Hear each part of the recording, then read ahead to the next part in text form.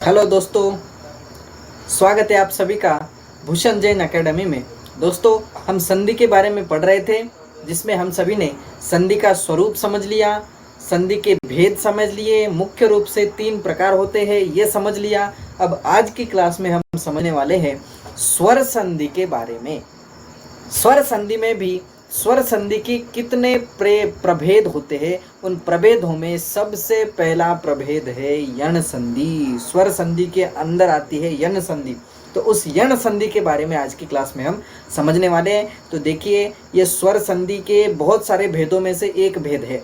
बहुत सारे भेद हम संधि के बारे में पढ़ने वाले हैं। ये नियम आने वाले हैं कि कौन सा स्वर कौन से स्वर के सामने आ जाने पर मिल जाएगा और क्या उत्पन्न हो जाएगा, ये अब इन स्वरों इन संधि के बीच में हमें बताने वाले हैं। बहुत सुंदर टॉपिक है, तो आप सभी ध्यान लगाकर सुनना। चलिए अब चलते हैं आगे, हम इस वीडियो को प्रारंभ करते हैं। यण संधि क्या है ये पढ़ने जा रहे हैं। तो यण संधि का नियम क्या है, सबसे पहले तो हमें ये जानना है। देखिए, यहाँ लिखा हुआ है यण संधि की क्या पहचान है। पहचान क्या है यण संधि की, कैसे पहचानेंगे हम यण संधि को? कि देखिए, जब ई ऊ री री स्वरों के साथ किसी असवर्ण माने असमान स्वर वर्ण का मेल होता है तो वहाँ यण संधि मानी जाती है। देखिए, बहुत सिंपल है ये यण संधि, बस इसको ध्यान लगा करके समझना है तो आपको कुछ नहीं, बहुत आसान लगने लगेगी। देखिए क्या क्या लिखा है यहाँ, बहुत सारे स्वर लिखे हुए हैं। ई ऊ री री, ये तो आपको याद रहेगा ही। ई ऊ री री, तो ये इक के बीच में आते हैं, इक एक प्रत्याहार है, तो ये स्वर हो गए। इन स्वरों के साथ किसी असमान स्वर वर्ण का मेल होता है तो असवर्ण असमान माने ई के सामने ई ही नहीं होना चाहिए, ऊ के सामने ऊ ही नहीं होना चाहिए, री के सामने री ही नहीं होना चाहिए। माने ये दोनों आमने सामने नहीं होना चाहिए, सेम टू सेम नहीं होना चाहिए, असमान होना चाहिए। असमान का अर्थ है यदि ई हो और ई के बाद ओ आ जाए, ए आ जाए, आ जाए तो चलेगा, तो यण संधि हो सकती है। माने ई और ई सामने आमने सामने आ जाए तो यण संधि नहीं होगी। इतनी सिंपल सी यण संधि की नियम है। बस एक नियम आपको समझ में आ गया तो पूरी यण संधि समझ में आ जाएगी। क्या कहा कि ई ऊ री और ली, ये 4 वर्ण हैं, ये 4 स्वर है। इन 4 वर्णों के बाद में, इन 4 स्वरों के बाद में असमान वर्ण होना चाहिए, असमान स्वर वर्ण होना चाहिए। उसमें भी व्यंजन नहीं, उसमें भी स्वर वर्ण होना चाहिए। तो स्वर वर्ण का मेल हो तो वहां यण संधि मानी जाती है। देखिए, जैसे यहाँ सूत्र के आधार से बताया गया, यहाँ सूत्र है यण संधि का सूत्र कौन सा है, कहा इको यणची।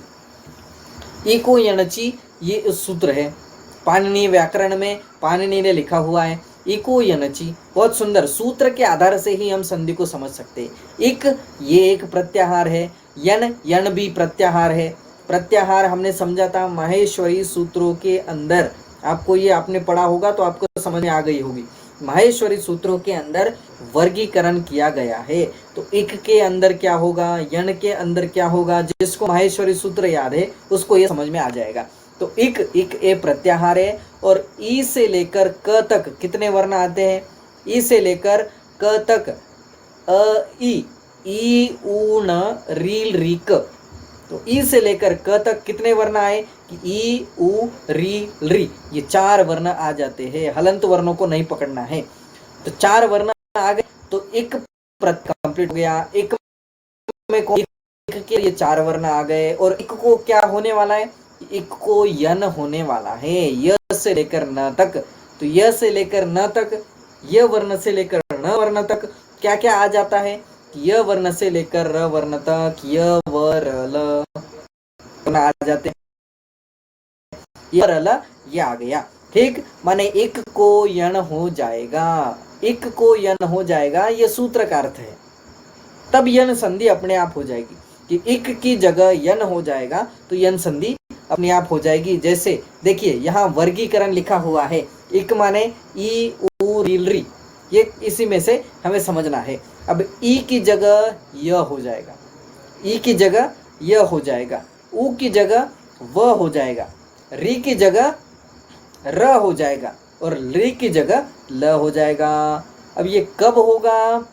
कब होगा कि जब ई के बाद में असमान वर्ण होगा। तो जब ई के बाद में असमान वर्ण होगा, असमान स्वर होगा, तो ई की जगह यह हो जाएगा। उ के बाद में असमान वर्ण होगा तो उ की जगह वह हो जाएगा। री के बाद में असमान वर्ण होगा, असमान स्वर होगा, तो री की जगह र हो जाएगा। ऐसे ही री के बाद में असमान स्वर वर्ण होगा तो री की जगह ल हो जाएगा। बहुत इतना सिंपल सा नियम है। बस हमें देखना क्या है? हमें ये देखना है कि इन चार वर्ण में से पहले पदों में आ रहा है कि नहीं आ रहा है। पहला अक्षर माने पहले जो पद है हमारा, उस पद को दो भागों में विभाजित करना है, दो शब्दों में विभाजित करना है। और दो शब्दों में हमें यह देखना है कि पहले शब्द का अंतिम वर्ण क्या है। यदि ई उ री री आ रहा है तो ठीक है। अब दूसरे शब्द का पहला वर्ण कौन सा है, और दूसरे शब्द का पहला वर्ण यदि किसी भी असमान स्वर होगा, कोई भी असमान स्वर होगा, तो वहां यण संधि होती है। देखिए जैसे, और हम उदाहरणों के आधार से समझते हैं। देखिए यहाँ क्या लिखा, सूत्रार्थ इक, इक माने ई उ री री, ये चार आपको याद रखना है। इक के अंदर ये आ जाएगा। इक के साथ किसी असमान वर्ण माने असवर्ण स्वर वर्ण का मेल हो, मेल होने पर इक के स्थान पर क्रमशः क्या हो जाएगा, यण हो जाता है। यण हो जाना माने य व र ल आदेश हो जाता है। यथा जैसे देखिए ई होगा, उसके बाद असवर्ण वर्ण होगा। ई प्लस असवर्ण वर्ण इज इक्वल टू ई के स्थान पर य हो जाएगा। उ प्लस असवर्ण वर्ण उ के स्थान पर व हो जाएगा। य व र ल, ये भी आपको ध्यान में रखना है। री माने असवर्ण वर्ण, री के बाद में असवर्ण वर्ण आ जाए माने असमान वर्ण आ जाए तो री के स्थान पर र आदेश हो जाएगा। री के बाद में यदि असमान वर्ण आ जाए तो री के स्थान पर ल आदेश हो जाएगा। ठीक, जैसे अब उदाहरणों के आधार से हम समझते हैं। बहुत सिंपल सी ये संधि है, सिंपल सी संधि को हम समझने की कोशिश करते हैं। उदाहरण देखिए, यहाँ उदाहरण बहुत सिंपल दिए गए हैं। जैसे प्रति प्लस अक्षरम, प्रति प्लस अक्षरम नियम क्या था? सबसे पहले ये शब्द बना हुआ है, पद बना हुआ है प्रत्यक्षरम, प्रत्यक्षरम बना हुआ है। अब हमें ये देखना है, इसका संधि विच्छेद करना है। संधि विच्छेद करना है तो कैसे होगा, क्या होगा संधि विच्छेद कि प्रति प्लस अक्षरम। अब कैसे हुआ ये देखिए, यहाँ प्रति में सबसे अंतिम वर्ण है ई है, और ई के बाद अ आ रहा है, अक्षरम में अ आ रहा है। तो नियम क्या था कि यदि ई के बाद कोई भी असमान वर्ण आ जाए तो ई की जगह य हो जाएगा, तो ई की जगह बदल जाएगा, ई की जगह य हो जाएगा। तो यहाँ प्रत में से ई निकल गई, ई निकल गई, अ है अ वो जैसे के तैसा रह जाएगा। प्रत के बाद ई की जगह य आ गया, ई की जगह यह आ गया। माने बदल कहाँ हुआ कि बदल स्वर वर्णों में हो रहा है, बदल स्वर वर्णों में हो रहा है, इसलिए स्वर संधि है। और स्वर संधि में भी यन संधि है, तो यह बदल गया। तो यहाँ क्या बन गया कि प्रत्यक्षरम, माने ई गायब हो गई और ई गायब हो गई और यह आ गया, इसलिए यहाँ प्रत्यक्षरम बन गया। तो ये प्रत्यक्षरम आपको दिया जाएगा कभी कभी, तो कह दिया जाएगा कि इसका संधि विच्छेद कर दो। तो संधि विच्छेद भी बहुत सिंपल है, बहुत सिंपल से हमें इसका संधि विच्छेद भी कर सकते हैं कि जैसे हमने इसको जोड़ दिया था, माने ई की जगह य लाया था, ऐसे ही सेम टू सेम हमें ई को वापस लाना है, य को गायब करना है, संधि विच्छेद हो जाएगा। मतलब कि जैसे यहाँ प्रत्यक्षरम बना हुआ है तो यह हमें दिखाई दिया और बाद में अक्षरम दिखाई दे रहा है, तो हमें यह समझ जाना है कि अरे यन संधि है, तो इस य को बदलना है ई के अंदर, ई मट कर दिया तो प्रति प्लस अक्षरम, ये फिर से हमें समझ में आ गया। दूसरा उदाहरण देवी प्लस उपासना, यह शब्द पद है देवी उपासना, ये पद बना हुआ है, इसका संधि विच्छेद हो जाएगा। देवी प्लस उपासना माने दो शब्दों से मिलकर के ये पद बना हुआ है। तो देवी में बड़ी ई आ रही है, छोटी ई हो या बड़ी ई हो, दीर्घ हो या ह्रस्व हो, दोनों चल जाएगा। तो ई के बाद ऊ आ रहा है, माने नियम ये था कि ई के बाद कभी भी असमान वर्ण आ रहा हो, असवर्ण वर्ण आ रहा हो, अस्वर वर्ण हो, तो यह हो जाएगा, ई के स्थान पर बदल करके यह हो जाएगा। तो यहाँ देव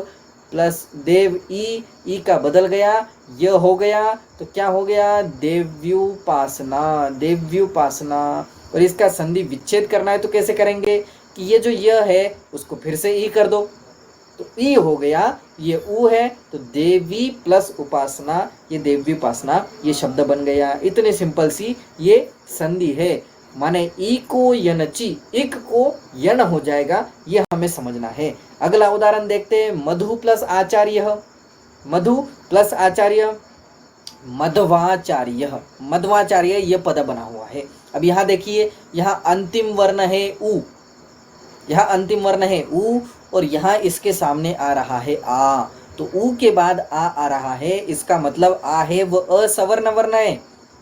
नियम क्या था कि ई ऊ री री, ये 4 वर्ण हैं, ई को तो हमने देख लिया। अब ऊ के बाद भी असमान वर्ण आता है तो समझ जाना कि ऊ की जगह व हो जाएगा, ई की जगह यह हो रहा था तो ऊ की जगह व हो जाएगा। तो क्या फर्क हुआ कि यहाँ ऊ की जगह व हो गया, और क्या हुआ, मध्वाचार्य, मध्वाचार्य पद बन गया। अब विसर्ग करना है तो क्या करना है कि व को हटा देना है, फिर से ऊ लाना है, मधु प्लस आचार्य, इतना सिंपल सा है।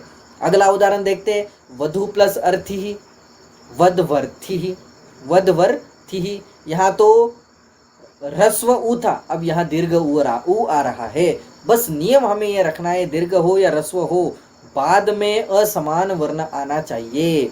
बाद में यदि असमान वर्ण आ रहा है तो यहाँ ऊ के स्थान पर व आदेश हो जाएगा, और व आदेश होने के कारण यहाँ मध्यवर्थी, वधवर्थी ये शब्द बन गया, वधवर्थी ये पद बन गया।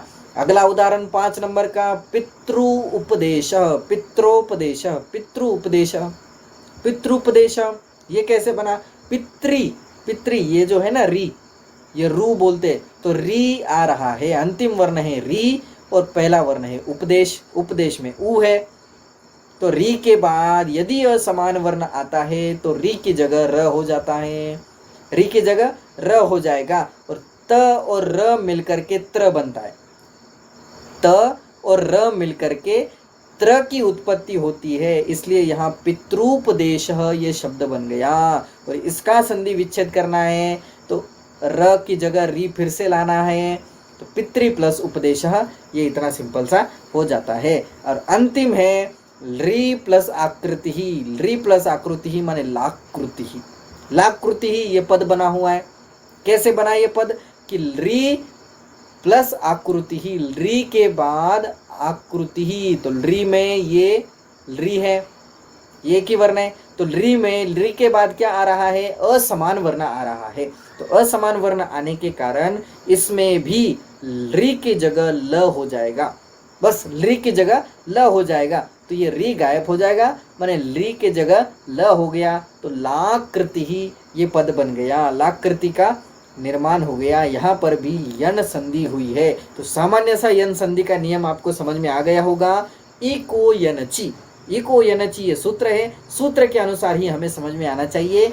इक को यन हो जाएगा, माने एक में क्या क्या आता है, तो एक में ई ऊ री री, ये 4 शब्द आते हैं, छोटे बड़े दीर्घ ह्रस्व, ये आपको समझ जाना है। और इको यन, यन में क्या आता है, यन में य व र ल, ये 4 पद आते हैं, ये 4 शब्द आते हैं, 4 वर्ण आते हैं, माने एक की जगह यन हो जाएगा। और कब हो जाएगा कि जब इन एक के बाद में असमान वर्ण होगा, तो असमान वर्ण स्वर होगा तो ही इधर इक में बदल हो जाएगा। किसकी जगह बदल हो जाएगा, यन में नहीं, इक में बदल हो जाएगा, और इक की जगह क्या आ जाएगा कि यन वर्ण आ जाएंगे, यन वर्ण आ जाएंगे, माने य व र ल बदल करके आ जाएंगे। तो मैं आशा करता हूं कि आपको ये वीडियो समझ में आ गई होगी, ये विषय आपके समझ में आ गया होगा, किसे कहते हैं यन संधि, यन संधि का क्या स्वरूप है और उदाहरण लेकर के आप इसकी प्रैक्टिस कर सकते हो, ताकि और ये बात आपको